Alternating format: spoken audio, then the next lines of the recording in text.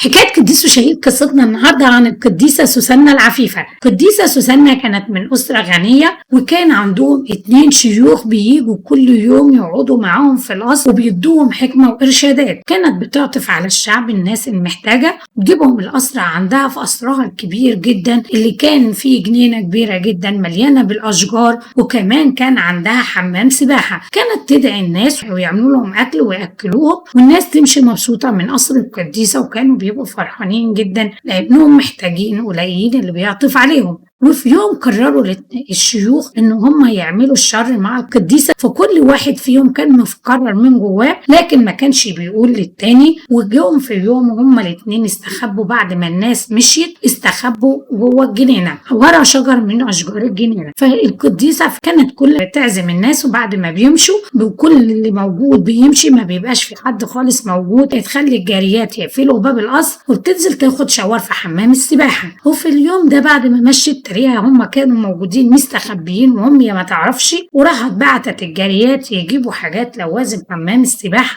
وهي نزلت حمام السباحة وهي ما تعرفش، وبصت لقيت ان هما الاتنين كانوا خلاص بقى شافوا بعض. كل واحد فيهم قال له انه انا معجب بيها وكنت عايز اعمل الشر معاها. قرروا ان هما يهجموا على القديسة، ان هما يعملوا معاها الخطية. لكن لما قربوا من القديسة، فالقديسة طبعا لما شافتهم صرخت ان هما ازاي موجودين في القصر لغايه دلوقتي. راحوا قالوا لها لو انت اتكلمتي وما رضيتيش تعملي معانا الخطيه ان احنا هنفضحك ونقول شفناكي مع شاب. راحت هي في الوقت ده طبعا كانت في حيره شديده جدا، لكن برضو قررت ان هي ما تعملش الخطيه وقالت لهم لا، ورفضت وزعقت. وجت الجاريات راحوا هم فضحوها وقالوا ان احنا شفناها مع شاب، والشاب اول ما شافنا راح زقنا وجري واحنا ما قدرناش نمسكه. كان في الوقت ده كده خلاص اتشهرت ما بين الناس ان المفروض هيتحكم عليها لانها تعتبر كده في نظر الناس ان هي عامله خطيه، هم واخدين عشان يحاكموها. فكان في شاب اسمه دانيال، كانت اسرتها موجوده اهلها وجوزها، وكانوا متضايقين جدا طبعا من اللي حاصل لانهم عارفين انه القديسه عفيفه، بس ازاي حصل كده وازاي الناس نازله تتكلم كده وهم مش عارفين يعملوا حاجه. لكن في الشاب في الوقت ده قال لهم هقول لكم على حاجه، انا بريء من دمها. فسالوه ليه انت بتقول كده؟ قال لهم انا عارف انه هي بريئه. فراح مسك الشيوخ وقال لهم كل واحد فيكم هكلمه لوحده وقولوا لي شفتوها فين. فخد